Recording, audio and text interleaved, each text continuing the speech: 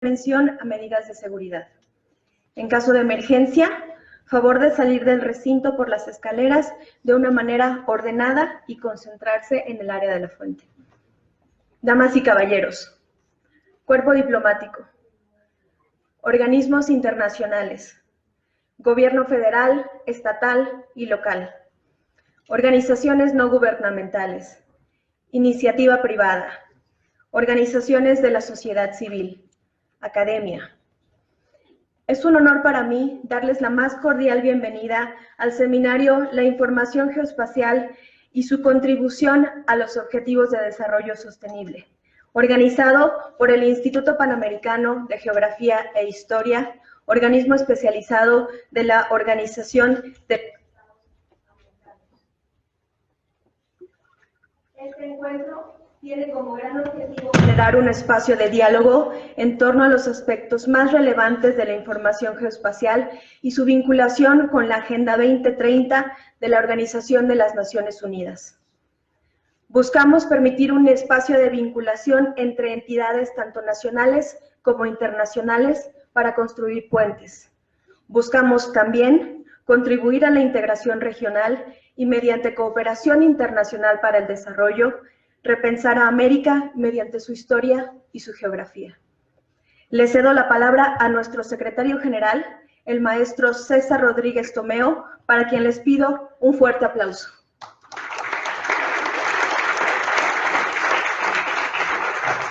Muchas gracias. Buenos días. Es un honor para el Instituto Panamericano de Geografía e Historia recibirlos aquí en nuestra casa que fue construida por el pueblo y el gobierno de México en 1930 y entregada al Instituto Panamericano de Geografía e Historia en una fecha muy especial, fue en ocasión de la conmemoración de la Batalla de Puebla. Nos encontramos aquí con un objetivo muy simple, con un objetivo muy concreto: hacerlos pensar, hacerlos reflexionar, hacerlos sentir acerca de una temática que consideramos muy relevante y que es la información geoespacial y su contribución a los objetivos de desarrollo sostenible. Voy a hacer una breve, diríamos, referencia a estos objetivos de desarrollo sostenible porque el representante de la ONU después se va a extender sobre el tema. Pero estos objetivos de desarrollo sostenible son los que marcan la agenda global, con esos 17 objetivos que abarcan la esfera económica, la esfera social y la esfera ambiental, que no solamente implica un compromiso, sino también un llamado a la acción para construir un mejor futuro para toda la humanidad. Ahora vayamos a la información geoespacial y cuál es la relación del Instituto Panamericano de Geografía e Historia con la información geoespacial. Y vamos a los antecedentes.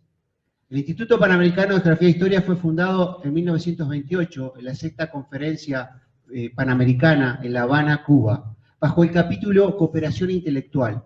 Pero ¿saben cuál era uno de sus principales objetivos? Era que no existiera problemas de fronteras, de límites entre las recién nacientes naciones americanas. Ahí nace la parte geográfica, la parte espacial. Y vamos ya a 1941 y la primera comisión de las 4 que conforma el Instituto Panamericano de Geografía e Historia es la de cartografía. Y es allí, en ese año, la primera comisión que se funda.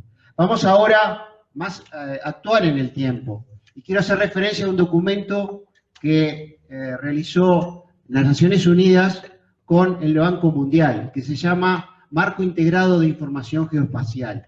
Es un documento que trata de determinar o de buscar cómo desarrollar la información geoespacial sobre todo en los países más pobres y de vías de desarrollo. Y de ese documento quiero extraer 2 frases que para mí son de gran importancia. La primera es que mejor información geoespacial significa mejores decisiones y que la información geoespacial constituye una especie de moneda digital para los países para contribuir a ese proceso de toma de decisiones. Entonces, por un lado tenemos los objetivos de desarrollo sostenible, ¿tá?, que determinan los grandes problemas a resolver por la humanidad. Y por otro lado tenemos la información geoespacial. Información geoespacial que es una herramienta para el proceso de toma de decisiones para resolver esos problemas que nos aquejan a nivel o escala planetaria. Pero en este seminario queremos ver diferentes enfoques, y ahí en el desarrollo de la jornada ustedes van a ver enfoques desde el punto de vista de gobierno, desde el punto de vista de la academia con sus impulsos, con sus nuevas ideas, desde el punto de vista de las empresas y desde el punto de vista de las organizaciones civiles. En concreto, entonces, para concluir, el objetivo entonces es hacerlos pensar, hacerlos reflexionar no solamente sobre los objetivos de desarrollo sostenible y los problemas que tiene que resolver la humanidad, sino cómo la información geoespacial puede contribuir como herramienta en ese proceso de toma de decisiones para resolverlos. ¿Sí? Estamos en este momento en cambios muy rápidos. Prendemos la televisión y las noticias que vemos realmente a veces nos asustan, pero si miramos un poco más atrás, podemos ver que la humanidad ha ido evolucionando. Entonces, también tenemos que tener una actitud positiva para enfrentar esos problemas. Bienvenidos nuevamente, muchas gracias por disponer de vuestro tiempo, y cedo la palabra entonces al embajador Aníbal Quiñones, quien en nombre de la Organización de Estados Americanos les va a dirigir unas palabras. Muchas gracias.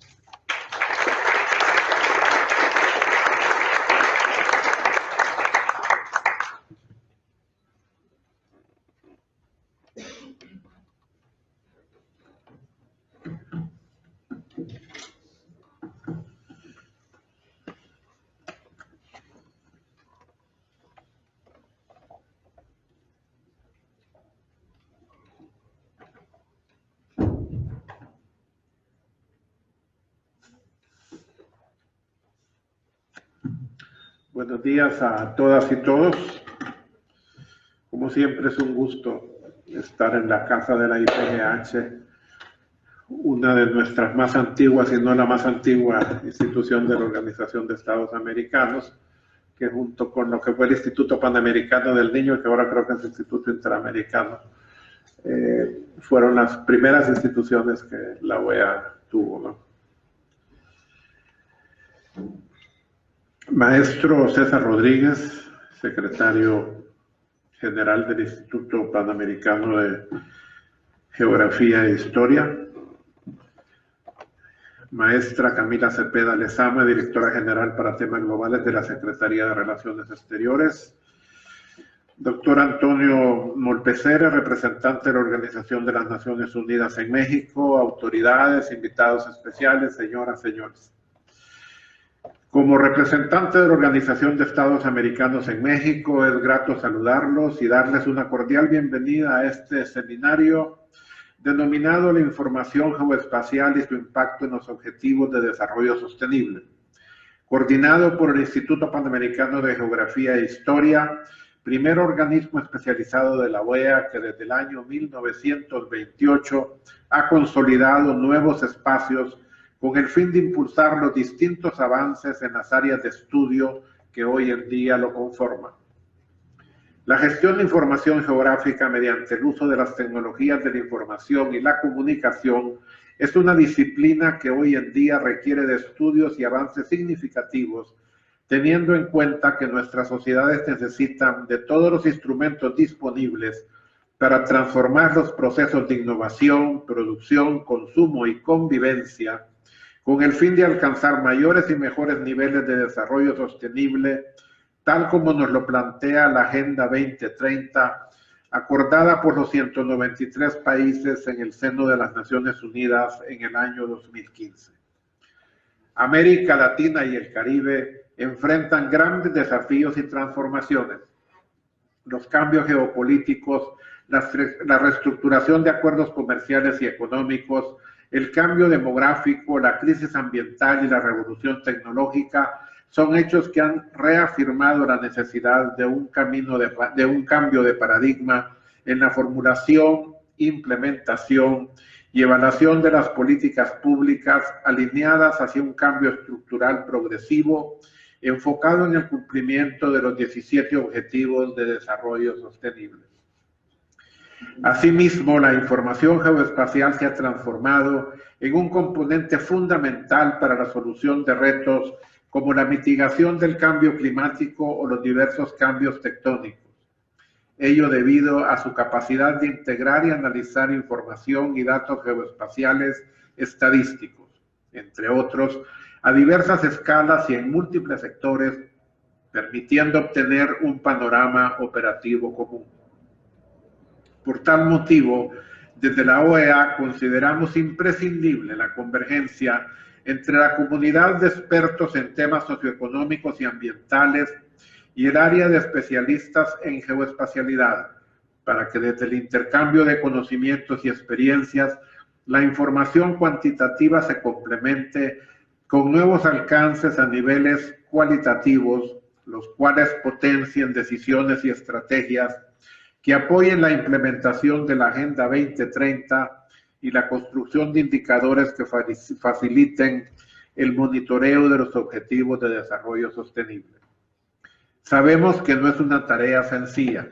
Sin embargo, el seminario en el que hoy participamos se convierte en un insumo interdisciplinario de gran importancia que aporta a la generación del diálogo y el fortalecimiento de iniciativas que emergen desde el ámbito local hacia el global.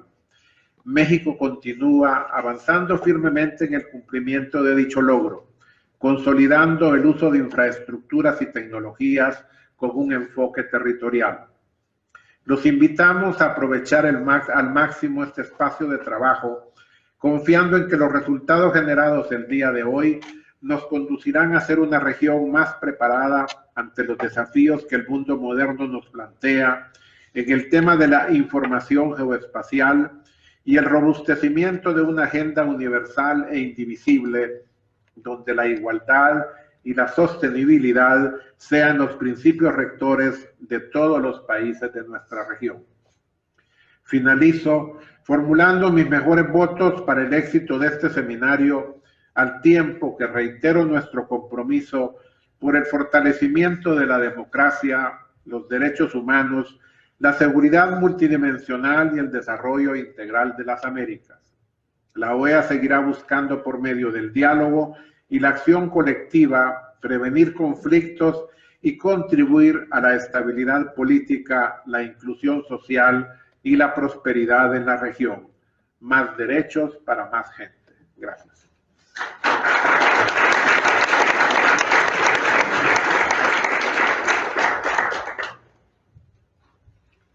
Pasemos ahora del ámbito regional a lo global.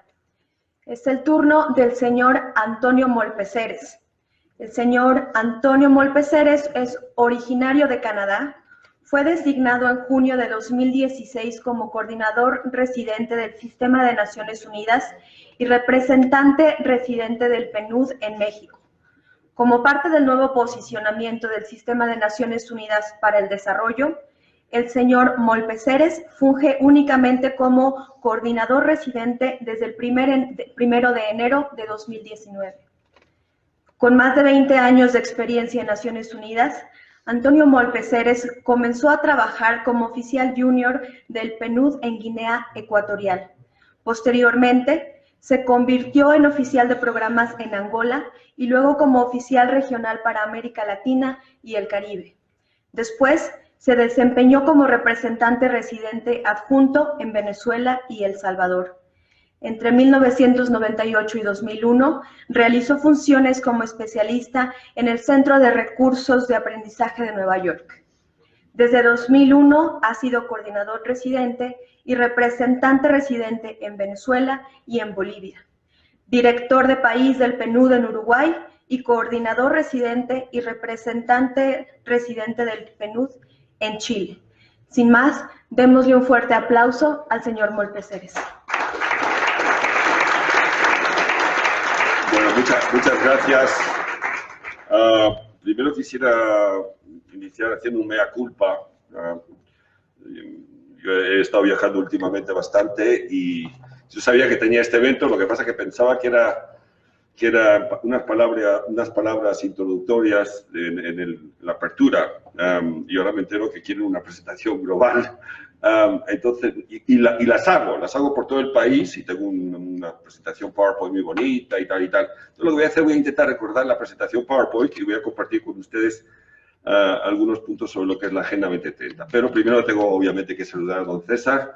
Muchísimas gracias por esta invitación a participar en este seminario. El embajador Aníbal, siempre un amigo de muchos eventos. Bueno, doña Camila, con quien nos hemos encontrado en varios lugares promoviendo esto tan importante al cuerpo diplomático aquí presente. Siempre un gran lujo tener el cuerpo diplomático. Felicitar a mi colega de Canadá por las elecciones muy transparentes y muy buenas que tuvo hace 2 días. Me siento muy orgulloso como canadiense, sobre todo si uno ve muchas cosas que están pasando en la región. Bueno, yo voy a hablar de la Agenda 2030 y voy a empezar corrigiendo algo que se dijo en este podio hace unos minutos. Yo sé que se dice frecuentemente, lo dijo Ruby, y le voy a corregir a Ruby algo que dijo. Ella, en sus palabras iniciales, habló de esa Agenda 2030 de las Naciones Unidas. Y yo creo que es importante corregir ese, porque todo el mundo lo dice, no es ella solamente, siempre dice la Agenda 2030 de Naciones Unidas. En realidad, no es una agenda de Naciones Unidas. Y entraré en el porqué. Esto es una agenda que fue identificada por los países. Algunos recordarán que antes había la Agenda del Millennium, los objetivos del Millennium, que eran 8 objetivos en el año 2000. Y que tenían un periodo del 2000 al 2015, eran 8 objetivos que tenían que ver mucho con el bienestar del ser humano. La educación, la salud, la pobreza, la igualdad de género. Estos fueron aprobados en el año 90. Era la primera vez en la historia de la humanidad que todos los países del mundo se juntaban para identificar unos objetivos o acordaban en unos objetivos. Esos objetivos del Millennium fueron identificados, formulados por burócratas como yo de la ONU, por funcionarios de la ONU. Entonces, allá en Nueva York, los burócratas, pues como yo, dijeron que estos son los objetivos que les vamos a proponer a los países y los países los van a dar seguimiento. Y cuando digo los países es relativo, porque aplicaba solamente a los países en vías de desarrollo, los del milenio. No aplicaba a mi país, Canadá. Era solamente para los países de vía de desarrollo.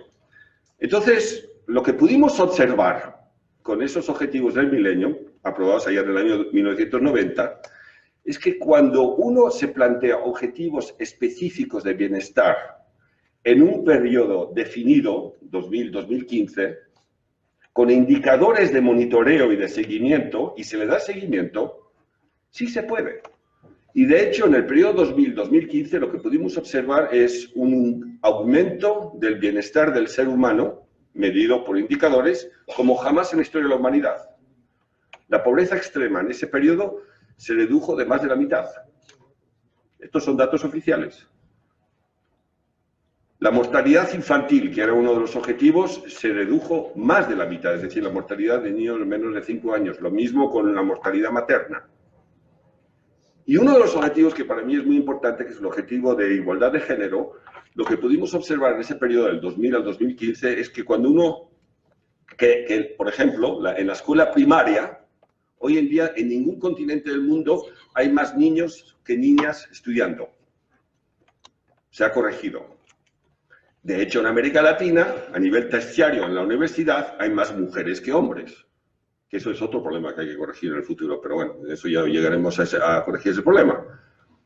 Entonces, sí se puede. Entonces, llegamos al año 2013, quedaban 2 años para cumplir con la Agenda Millennium, y ahí los países empiezan a decir, bueno, ¿y qué va a pasar en el 2015? Vamos a identificar nuevos objetivos, vamos a continuar con esto de identificar objetivos, medirlos, etcétera, etcétera. Y decidieron que sí, que querían continuar con esta práctica, ¿no? Que se había iniciado ya en el año 2000. Pero empezaron a surgir nuevos temas. Empezaron a decir, bueno, pero los objetivos del Millennium, por ejemplo, no incluían nada sobre las desigualdades. No se hablaba de desigualdades. No incluía nada, por ejemplo, del cambio climático, de temas muy de hoy en día. Y tampoco incluía nada sobre temas de buen gobierno, de paz, de seguridad, de la lucha contra la corrupción. Esos eran temas que no se habían incluido en el año 2000 en los objetivos del milenio. Entonces llegamos al año 2013-2014 y los países se empiezan a reunir, y allá en el año 2015, en la Asamblea General de la ONU, en septiembre de 2015, se aprueba lo que es la declaración de la Agenda 2030. Y los países se reúnen, a los funcionarios como yo de la ONU nos sacan de la sala, porque así fue, literalmente, nos sacaron, se pusieron los jefes de Estado y se pusieron de acuerdo sobre estos objetivos. Y por eso, que cuando me dicen que son objetivos de las Naciones Unidas, yo lo que digo es que son objetivos de los países, que también son Naciones Unidas de cierta forma, pero son de los países, son compromisos de los países. Fueron los jefes de Estado, incluyendo en aquel momento el presidente de México, obviamente, que participaron todos, son 193, 194 países que se pusieron de acuerdo sobre estos objetivos. En el año 2015, en septiembre, iban a durar 15 años, del 2015 al 2030, por eso que se llama la Agenda 2030. Otro tema, cuando uno habla de los Objetivos de Desarrollo Sostenible o la Agenda 2030, estamos hablando de lo mismo, básicamente. Eso también es importante resaltar. Entonces se identificaron estos 17 objetivos, 169 metas. Cada objetivo tiene una serie de metas y cada meta tiene una serie de indicadores. Son 232 indicadores, Camila, ¿no es cierto? 232, ¿no? Okay. Yo ahí la que me va a corregir si digo algo. Tú me corriges, ¿ok, Camila? Son 232 indicadores, 169 objetivos, metas, perdona, 17 objetivos. Yo no voy a entrar en detalle en cuáles son, pero básicamente están en 5 categorías. Hay una serie de objetivos que tienen que ver con el bienestar del ser humano. El objetivo 1, 2, 3, 4, el 10, que tiene que ver con sus desigualdades. Son objetivos que tienen que ver cómo mejorar el bienestar del ser humano. Reducir la pobreza, reducir las desigualdades, seguir mejorando la salud, seguir mejorando la educación, seguir reduciendo las brechas de desigualdad de género. Esa es su primera categoría. La segunda categoría son objetivos que tienen que ver con un sistema económico más productivo y más sostenible y más innovador. Entonces ahí estamos hablando de trabajo decente, de consumo más responsable, de ciudades más humanas. Hay una serie de objetivos en ese sentido. Y después hay la tercera categoría, que son los objetivos que tienen que ver cómo llegar al 2030 con un planeta más sano. Y esos son objetivos, por ejemplo, que tienen que ver con el objetivo 13, 11, no me acuerdo. Bueno, de hecho, los debería poder decirles porque los tengo aquí todos. Tengo estas tarjetas muy útiles que traigo unas cuantas, las estoy distribuyendo. Entonces, el objetivo, el 1 tiene que ver con pobreza, 2 con hambre, 3 con bienestar y salud, en fin, hay varios. El 6 con agua limpia, 7 con energía accesible y no contaminante, el otro que...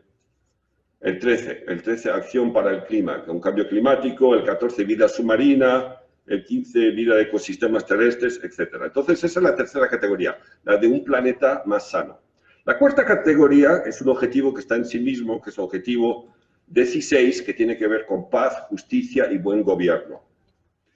Y aquí me quisiera detener, porque este objetivo, y ahí se habla de la lucha contra la corrupción, de derechos humanos, se habla de libertad de prensa, de expresión, de cómo fortalecer las democracias, básicamente. Y aquí es importante decirlo que este fue el objetivo más polémico de todos. El que hubo una lucha. Hubo un grupo de países que no querían incluirlo porque decían, no, hablemos solamente de salud y hablemos de pobreza y hablemos de educación, pero no hablemos de democracia. Un grupo de países dijeron que no y otro grupo de países dijeron que sí, que había que incluir, hablar de democracia y llegar al 2030 con mayor democracia, porque si no el resto no sirve para nada. Y hubo una lucha. Y México, y esto siempre lo resalto porque creo que hay que reconocer, como dicen, a César lo de César, México fue de los países que insistió en incluir el objetivo 16. Y la intervención de México en aquel momento, la información que uno tiene, es que fue decisiva, importante en cambiar la opinión y asegurar que los que no querían incluirlo aceptasen de incluir este objetivo. Entonces, hay que decirlo, y lo digo públicamente porque así fue en aquel momento. Entonces, esa sería la cuarta categoría. Bienestar del ser humano número 1, sistemas productivos más responsables número 2, el planeta número 3, 4 es el objetivo que tiene que ver con democracia, y la quinta categoría es el objetivo 17, que tiene que ver con alianzas.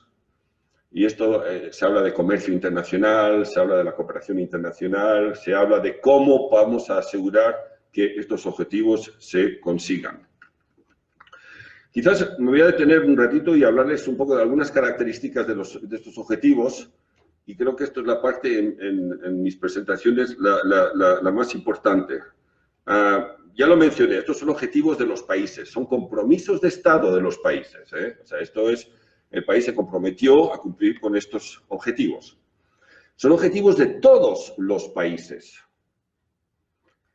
Los del milenio eran solamente los países en vías de desarrollo. Aquí todos los países, o sea, que todos los embajadores que están aquí sentados, bueno, no sé si hay embajadores, sí hay, por lo menos hay un embajador que conozco, pero todos los países, está el embajador de Bélgica, por ejemplo. En Bélgica hay una oficina que se dedica a darle seguimiento de cómo Bélgica está cumpliendo con estos objetivos. ¿Embajador Antoine?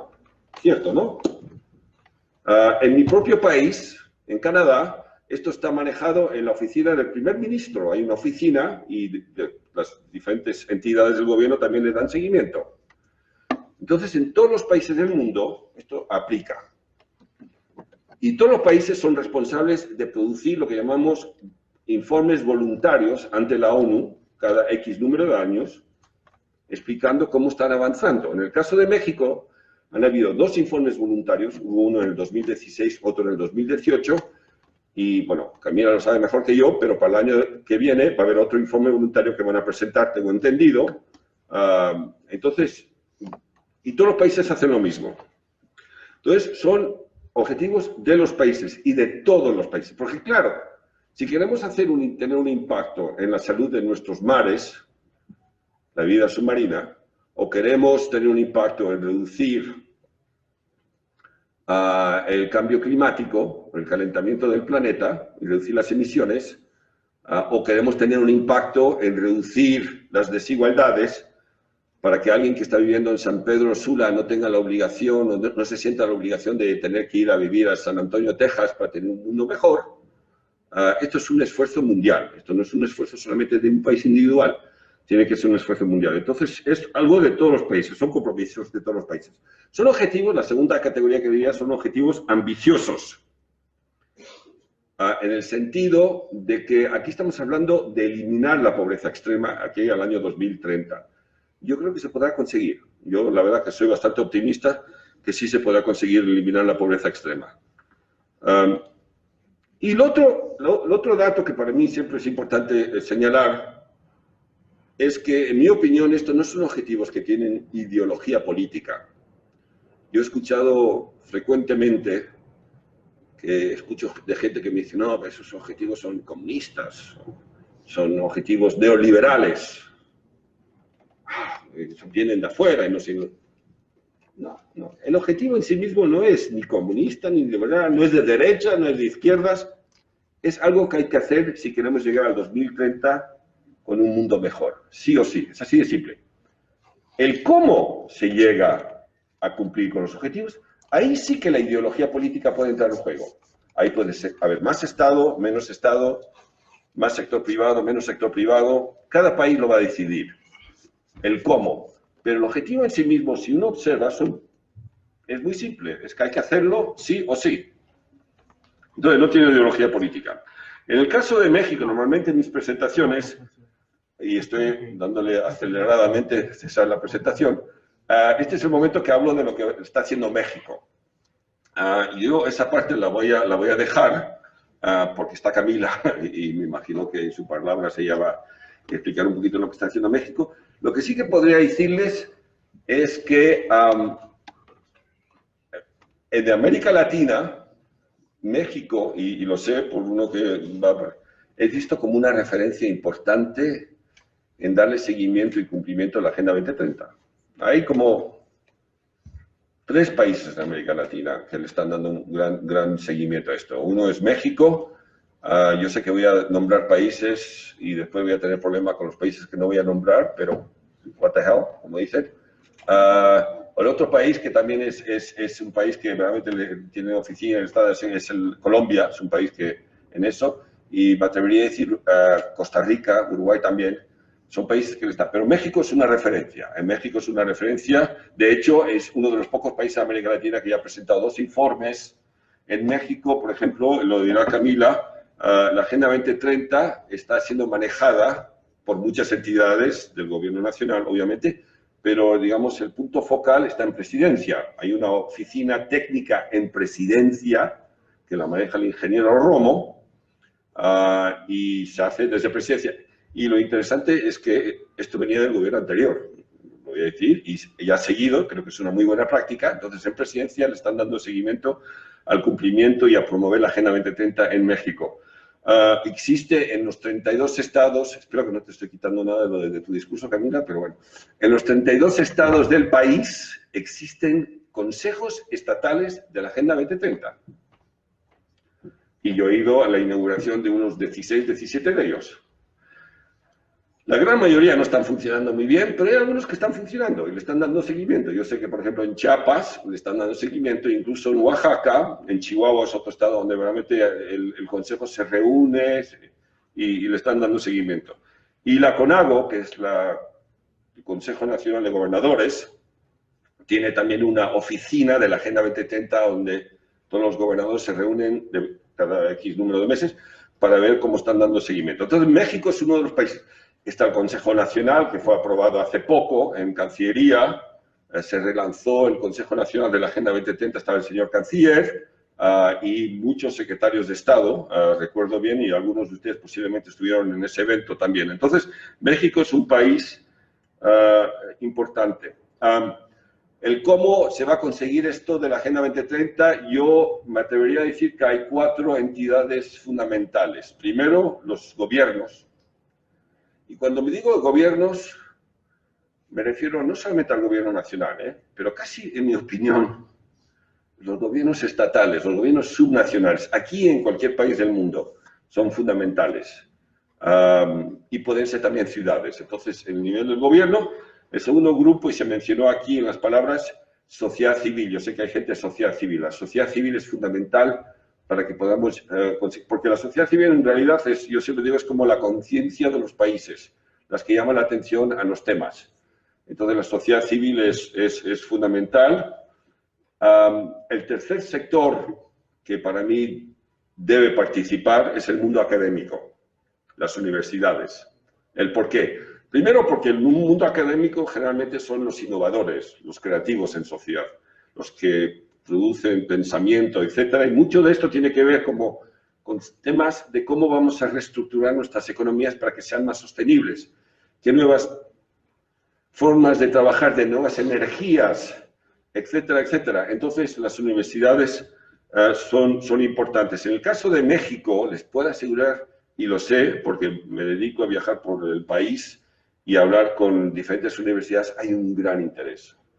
Y en los lugares más lejanos, se habla mucho de Culhuacán estos días. Yo estuve en Culhuacán hace poco y estuve en la Universidad de Sinaloa, es la Autónoma de Sinaloa, creo que se llama, y habían 500 estudiantes, hablando a 500 estudiantes con la presentación que normalmente hago, sobre la Agenda 2030, y hay un gran interés, y en todo el país es así. Entonces, y además, la segunda razón es porque lo que estamos hablando aquí, esto de la Agenda 2030 no es para mí en realidad, ni para la gente de una cierta edad.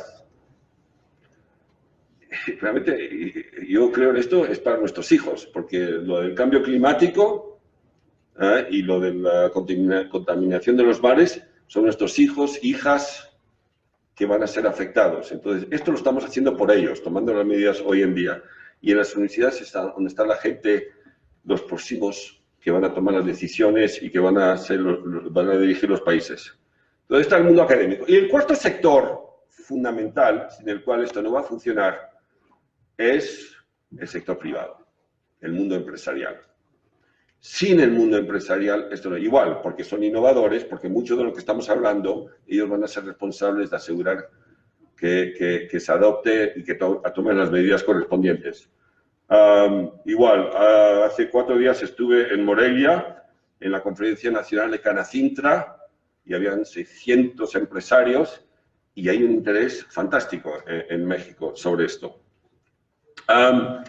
Voy a terminar hablando un poco de por qué el trabajo que hacen en este edificio es tan importante, porque al final del día, si queremos tomar las políticas públicas correctas y tenemos que tomar las medidas correctas para que podamos abordar estos problemas, todo empieza obviamente con un diagnóstico correcto de la situación. Si no tenemos los datos correctos, si no sabemos cuál es la situación, no se puede tomar política pública correcta.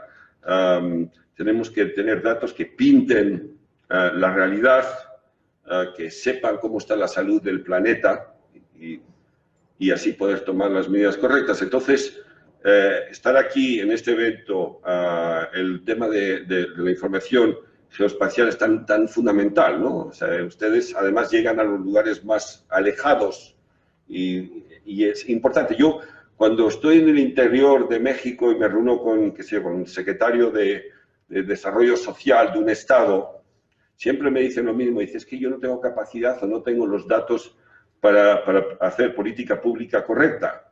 Entonces, los estadísticos y la gente que trabaja con estos datos es fundamental. Yo siempre recuerdo, yo soy economista, hace muchos años, ahora me he vuelto, los que trabajamos en Naciones Unidas terminamos todos generalistas, ¿no? Ya hemos perdido todos nuestros conocimientos, pero siempre recordaré algo que me dijo en mi primera clase de estadística en la universidad allá hace muchos años, que dijo el profesor, creo que una de las primeras frases habló de garbage in, garbage out. Yo sé que los economistas esto es algo que conocen. Si es basura que entra, lo que va a salir va a ser basura. Si los datos que entran y la información no es correcta, la política pública no va a ser correcta y las medidas que vamos a tomar para justamente cumplir con esto no van a ser correctas. Y por eso que es tan importante estos eventos para asegurar de que no haya más garbage, que no haya más basura y que tengamos los datos correctos para que aquellos que tienen que tomar las decisiones lo hagan de forma correcta y podamos llegar a un futuro mejor. En este momento de la presentación yo siempre tengo unas láminas porque miro al público y siempre el público está dividido en tres sectores. Está el primer sector, que es el que cree en esto, que cree que esto es importante y que cree en la humanidad y que cree que sí, que vamos a tomar las medidas para poder corregir esto y que vamos a llegar al 2030 en un mundo mejor, etc. Esa es la primera parte. Suelen representar el 30% del público. No sé cómo será aquí, no he llegado a... Después está el segundo grupo, que son aquellos que se han quedado dormidos durante mi presentación. Y en las universidades eso ocurre frecuentemente. Suelen ser hombres, chicos jóvenes que se quedan dormidos. Yo creo que están ahí porque los profesores los obligan a venir o porque la esposa o la novia les ha dicho, quiero que vengas, que me acompañes. Y pues está el tercer grupo. Y es el tercer grupo que ve el vaso medio vacío. Y es el grupo que reconocen que esto es importante, pero que creen que el ser humano es tal que esto nunca se va a cumplir. Dicen, no, sabes que ese que está ahí hablando es un utópico, es un idealista, nunca se va a cumplir. Entonces yo doy el ejemplo, intento pasar gente del tercer grupo al primer grupo. El segundo grupo los doy por vencidos, no me interesa. Pero del tercer grupo al primer grupo sí. Y ahí les doy un ejemplo que me parece muy importante recordar. Y aquellos en la sala aquí, de una cierta edad, recordarán que hace 30 años, cuando uno abría el periódico, uno de los temas fundamentales que nos íbamos todos a morir era el tema del ozono. Ustedes recordarán, hace 30 años se hablaba de que estaba desapareciendo el ozono. El ozono es un gas que protege el planeta contra los rayos ultravioletas del Sol. Se encuentra sobre todo en el Ártico y en el Antártico. O si eres uruguayo, el Antártico y el Ártico. Los uruguayos ven el mundo al revés, por cierto. ¿Sí o no? Sí.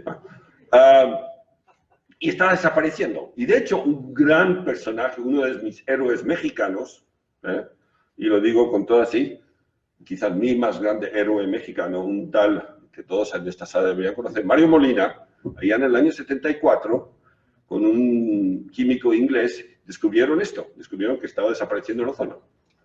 El año 74. Mario Molina recibió el premio Nobel en el 94, creo que fue el 96, una cosa así. El único mexicano a haber recibido un premio Nobel en ciencias, Mario Molina. Gran persona, todavía vive y muy lúcido, vive aquí en México, muy lúcido Mario Molina. Yo estuve con él hace poco, realmente sigue luchando para el bienestar del planeta. Bueno, entonces descubrieron esto, que estaba desapareciendo. El desaparecer el ozono implica, primero, cáncer de la piel. Y los que van a Punta del Este, en Uruguay, saben todos que se tienen que poner cremas así, porque si no los rayos ultravioleta les va a dar cáncer de la piel. Y además mata el plancton de los mares. El plancton es esos pececitos muy chiquititos que los pececitos más grandes comen y que los pececitos más grandes comen a los más grandes, etcétera, etcétera, etcétera. Es parte de la sobrevivencia del planeta.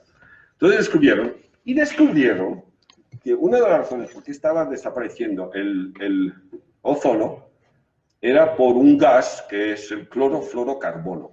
Es un gas. Yo no soy químico, o sea que no me pidan especificaciones, pero el clorofluorocarbono, que es un gas que estaba subiendo a la atmósfera y estaba matando el ozono. Y es un gas que se utiliza en la producción de los refrigeradores y de los aires acondicionados y de las cocinas. Así, siempre lo utilizaban. No sé por qué lo utilizaban, pero lo utilizaban. Entonces los países, cuando se dieron cuenta de este problema, se juntaron, se reunieron y en el año 84 aprobaron lo que llaman el Protocolo de Montreal, en la muy bella ciudad de Montreal, recomendado que todos visiten, por cierto. Y el Protocolo de Montreal, el año 84. Y ahí los gobiernos tomaron la decisión de tomar medidas para corregir este problema. La sociedad civil entró, llamó la atención, aquí hay que tomar medidas porque si no nos vamos a morir todos. Y ahí estaba. El mundo académico empezó a investigar cómo podíamos corregir esto. Y al final, el sector privado, los que producían estos artefactos que todos tenemos en nuestras casas, decidieron participar, colaborar a nivel mundial en no utilizar el clorofluorocarbono, este gas, en la producción de sus productos, de neveras, etc. Se tomaron las medidas, lo que llaman el Protocolo de Montreal, que está prohibido el uso de esto en las neveras, etc. Yo mismo participé hace un año y medio, fui a la empresa Mave en Celaya, la fábrica, cuando ya la reestructuraron para no incluir este gas. Y hoy Mave, que es una de las grandes empresas mexicanas, es una multinacional, tiene oficinas en Colombia, en Argentina, etcétera, fábricas, ya no utiliza este gas en la producción, y lo mismo, o las otras empresas dejaron de utilizar. Y lo que hemos podido observar desde entonces es que el ozono se ha recompuesto. Y se estima que para el año 2050, esto que era un problema, que nos íbamos a morir todos, para el año 2050, el nivel de ozono en el Ártico o el Antártico va a ser igual que a principios del siglo XX. ¿Por qué? Porque hubo una conciencia mundial, porque participaron los diferentes sectores que tenían que participar y porque decimos hay que corregir. Podría haber dado el ejemplo del SIDA también, otro ejemplo también exitoso, que todavía queda mucho camino que recorrer con el tema del VIH-SIDA, pero ha habido grandes avances en eso y hace unos años. Y hoy en día, ¿quién habla del ozono? Nadie habla del ozono. Uno habla, pero hace 30 años era el tema principal. Entonces, creo que es importante ser el grupo número uno, ver el mundo, ver el vaso siempre medio lleno. Y espero que los estadísticos, los expertos en estudios geoespaciales lo vean así, el mundo, el vaso medio lleno, para que nuestros hijos e hijas tengan un futuro mejor. Con eso yo, no sé, de verdad, ha sido, sin presentación, lo lamento, a la próxima vez te traigo una presentación, César. Muchas gracias de nuevo, gracias.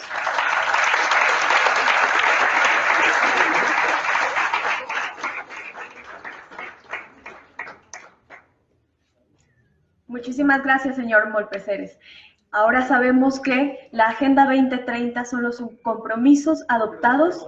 Mira, he traído esto.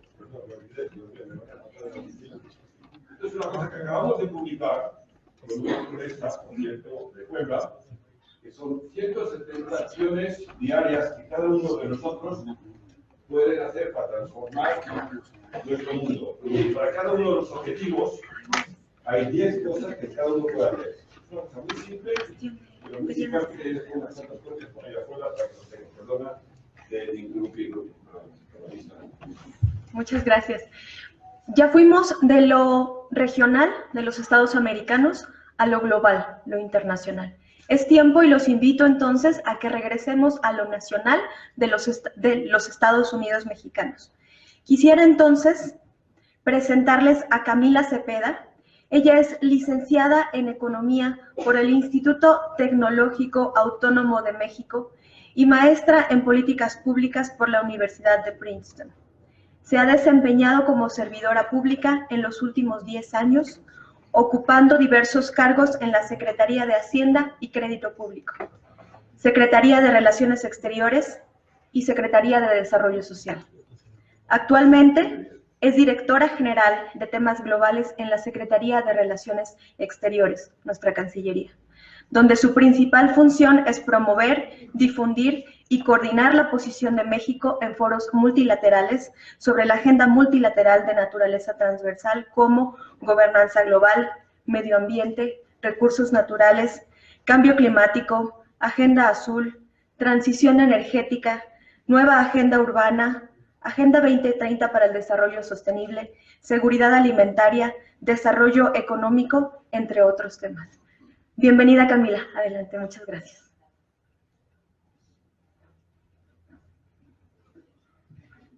Muchas gracias, antes que nada, al Instituto Panamericano de Geografía e Historia por la invitación, al maestro Rodríguez, señor Molpeceres, embajador Quiñones. Un gusto estar aquí con ustedes. Bueno, siguiendo con el análisis del público. Antes de esta plática, ¿quiénes habían escuchado sobre la Agenda 2030 y los Objetivos de Desarrollo Sostenible? Levanten mano, por favor.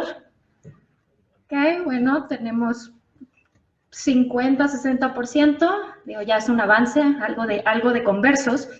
Ahora, de esos 50-60%, ¿cuántos de ustedes podrían mencionar los 17 objetivos? No, señor Molpeceres, acabamos de ver que no es así. Bueno, por ahí alguien tímidamente levantó la mano. Entonces, vemos que todavía hay mucho desconocimiento de los objetivos. Si bien no estamos esperando que todo mundo conozca a ciencia cierta los 17 objetivos, lo que sí queremos transmitir, y en esto me permito corregir incluso al señor Molpeceres, es que esta no es una agenda tampoco de gobiernos. Y eso es algo que queremos que a todos les quede muy claro. Esto es una agenda de las personas, hecha por personas y centrada en personas, ¿no? No es algo que viene del seno de Naciones Unidas, que es una imposición, no es algo que viene de partidos políticos, de gobiernos específicos. Esto es una necesidad de las personas que vivimos todos en un mismo mundo y de decir, la verdad es que nos vamos a acabar al planeta si seguimos como vamos y tenemos que hacer algo como mundo global, como personas, para hacer frente a esta situación. Entonces, algo que vale mucho la pena destacar en todo este proceso de negociación es que no fue solo un esfuerzo de jefes de Estado, sino cada país tuvo procesos internos en los que se buscó incorporar a sociedad civil, academia, sector privado, jóvenes, en todas estas consultas de cuáles deberían de ser estos grandes ideales a los que todos debemos aspirar. y no solo cómo llegar, sino poder medir tangiblemente para entregar resultados. Entonces, eso es un gran logro a destacar, ¿no? Que sea algo enfocado en personas. Es un cambio en paradigma de cómo se construyen estas agendas internacionales. Y además aquí hay un cambio de paradigma adicional. En los objetivos de desarrollo de los objetivos del milenio que ya mencionaba el señor Molpeceres, el enfoque era económico, ¿no? Y por muchos años, además, todos los indicadores que tenemos han sido económicos. El PIB per cápita. Y en esta nueva agenda, lo que se busca es lo económico, digo, sí es importante, pero no es lo único. Otra vez, son las personas. El fin último es el bienestar de las personas. Entonces, por tanto, tenemos que verlo esto desde una esfera más integral. ¿Eso qué implica? Que tenemos que ver el bienestar social y además, como vimos en un planeta, el bienestar ambiental. Entonces, es la primera vez que también desde una agenda internacional se ve una perspectiva más completa en estos tres ejes: desarrollo social, desarrollo ambiental y desarrollo económico, y que las tres tienen que estar entrelazados, que no podemos tener una sin la otra. Y además el siguiente punto es que estos 17 objetivos, nosotros tendemos también a verlos como objetivos separados, y algo que tenemos que trabajar más es que no podemos verlo por sectores. Todos tienen que beneficiarse unos de otros, porque vemos ejes transversales. El tema de género, que es el objetivo 5, tenemos que tener una perspectiva de género en todo lo que se haga. En temas de cambio climático también, normalmente se le atribuye que el cambio climático es responsabilidad del sector ambiental. El cambio climático nos afecta a todos por igual, a todos los países por igual, no reconoce fronteras, no reconoce empresas, no reconoce, somos todos los que tenemos que contribuir.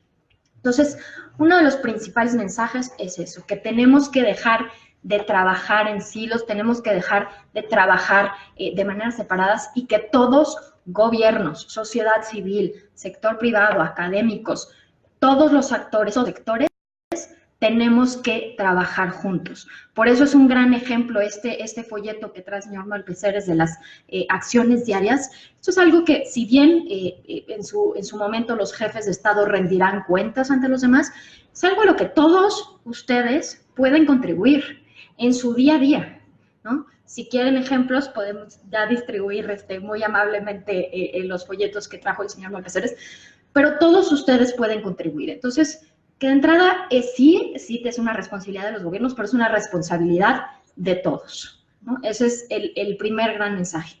Ahora, en términos de lo que está haciendo México, más adelante en el siguiente panel, de hecho estará Gema Santana, que viene de la oficina de la Presidencia de Agenda 2030, y ella les explicará en mucho más detalle los distintos comités, la parte de implementación. Pero ahí lo que también les quería transmitir es que justamente hemos tenido esta continuidad. O sea, otra vez, la Agenda 2030 no es una agenda de Estado específico, en específico, es una agenda transversal que tenemos que apropiarnos, y que así lo hemos hecho, y que hemos buscado en este mismo esfuerzo tener la voz y el voto en todos estos procesos de todos estos actores, ¿no? Hemos estado trabajando ampliamente desde Relaciones Exteriores, desde Presidencia, desde distintas dependencias, por tener consultas abiertas, por buscar la opinión de todos y todas las mexicanas, de cómo podemos avanzar en esta agenda.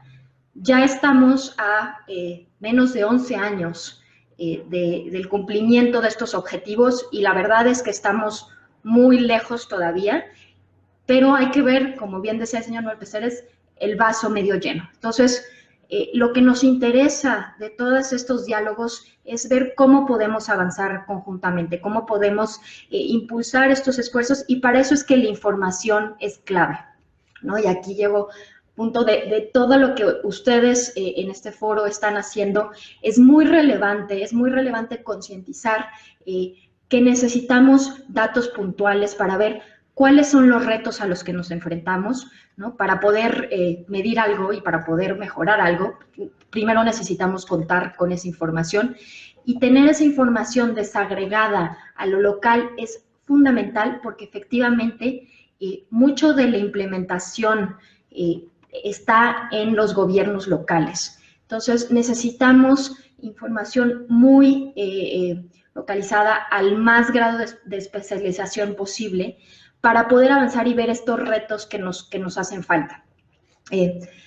Hacia adelante, estamos buscando, ¿no?, que podamos sumar actores.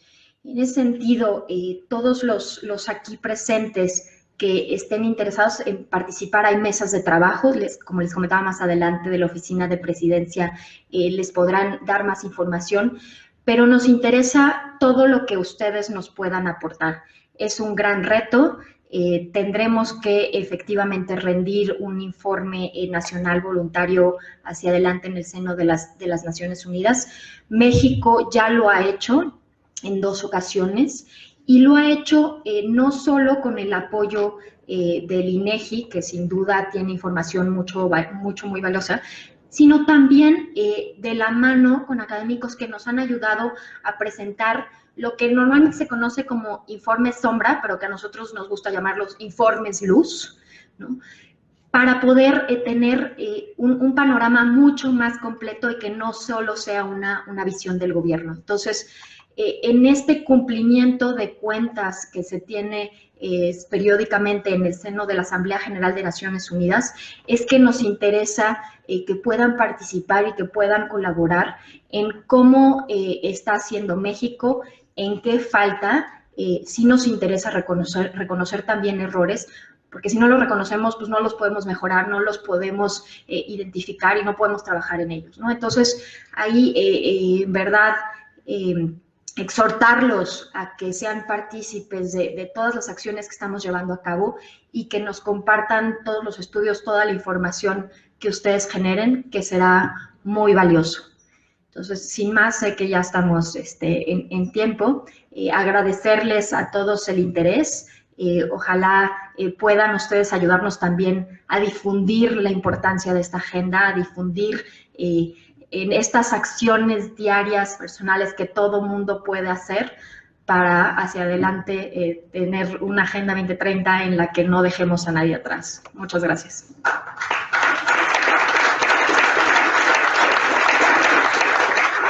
Quisiera ahora abrir el foro muy brevemente para preguntas. ¿Alguien tiene alguna pregunta? Joel. Gracias, muy amable.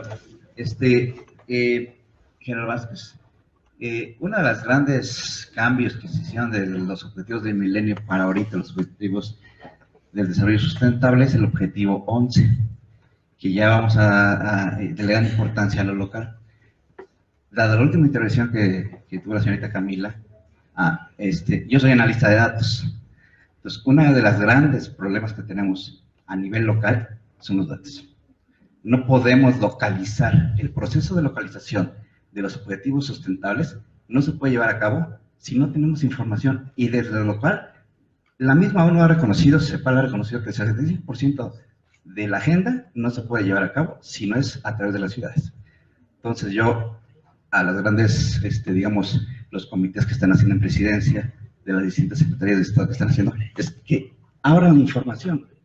Ya ahorita tenemos mucha información, pero necesitamos más datos abiertos.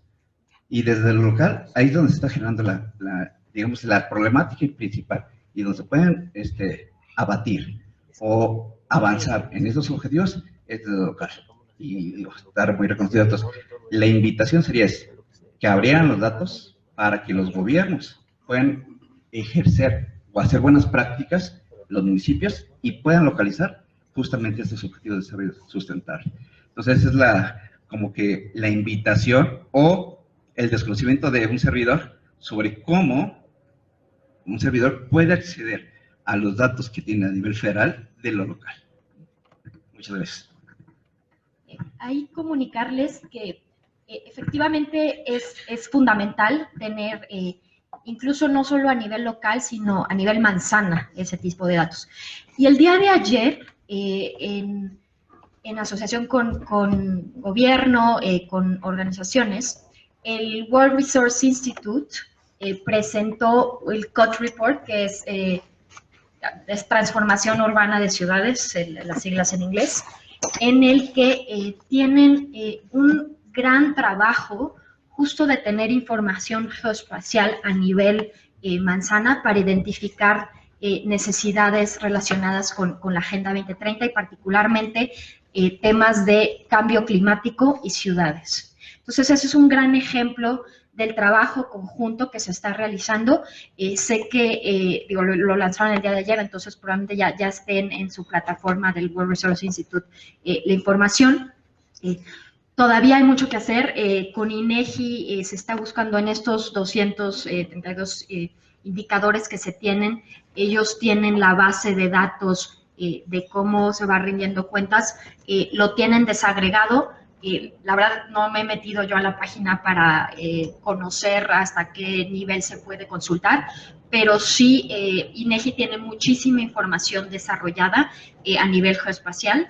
Entonces, más allá de hacer la consulta, yo también les recomendaría que checaran este reporte que se lanzó el día de ayer, que la verdad es un gran trabajo del World Resource Institute.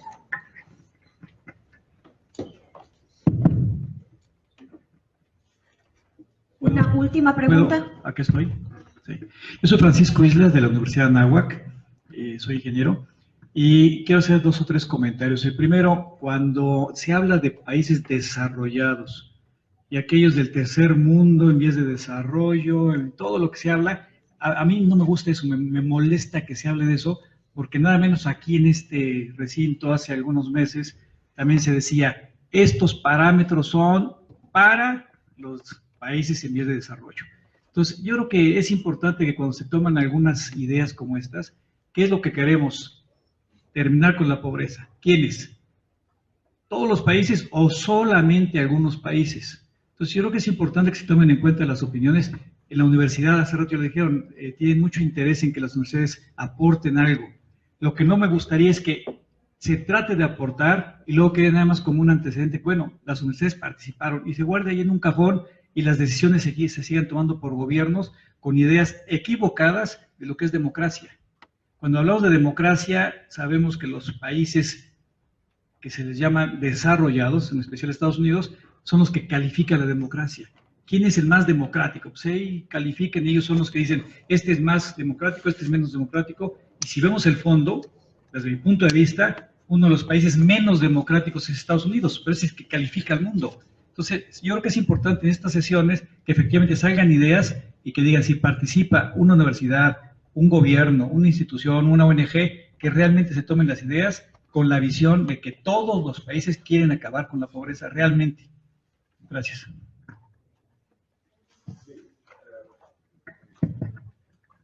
La verdad que totalmente razón. O sea, a mí esos calificativos de países del tercer mundo, de desarrollo, es un lenguaje que se utilizaba hace 30 o 40 años. Déjame utilizar. Yo lo mencioné porque los del Millennium, cuando se aprobaron los objetivos del Millennium, fueron aprobados para los países en vías de desarrollo. Y se utilizaba un indicador económico para decir, esto le va a dar seguimiento a los países en vías de desarrollo. Y obviamente se dieron cuenta que era una locura, o sea, que estos problemas son problemas mundiales de todos los países, no solamente de un grupo de países, y por lo tanto los objetivos de desarrollo sostenible son aplican a todos los países, y es un cambio cualitativo fundamental. Entonces estoy totalmente de acuerdo contigo, o sea, yo me pongo muy incómodo cuando escucho, además ya no se utiliza, les voy a decir, eso del tercer mundo, eso ya nadie utiliza. No sé si lo mencioné yo, a lo mejor se me escapó, pero no es politically correct, como dicen. ¿Las universidades contribuyen? Sí. Yo he estado en la Anáhuac, he estado dando en varias de vuestros campuses, siempre es un placer ir a la Anáhuac. Una de las cosas que yo me encuentro siempre cuando estoy en diferentes estados es, lo mencioné algo, es ese secretario de Desarrollo Social que se te acerca después de que has hecho la presentación y te dice, no, todo esto es muy interesante, muy bonito, pero yo no tengo capacidad. Somos 4 personas en mi secretaría aquí en el estado de X y no tengo capacidad para desarrollar indicadores y no tengo capacidad para hacer política pública y para hacer investigación, porque apenas puedo pagar el salario de mis funcionarios. Y son unidades chicas. Y sin embargo, a lo mejor a 300 metros de donde me lo está diciendo, en el Palacio de Gobernación del Estado, hay una universidad. Entonces yo siempre le digo, ¿y por qué no te asocias a la universidad que está ahí al lado? Está ahí al lado, está en la universidad, ahí está en Tuxtla, está ahí al lado de tal. Bueno, entonces, yo creo que y en muchos países así funciona. Las universidades son las que generan el conocimiento, la innovación, los insumos para los tomadores de decisión. Entonces, por supuesto que sí. O sea, las universidades, vuelvo a repetir, fundamentales, sobre todo fuera de la Ciudad de México, en los estados donde realmente no hay capacidad a nivel de las gobernaciones. Y el tercer punto, Estados Unidos, sí, ellos califican el mundo, pero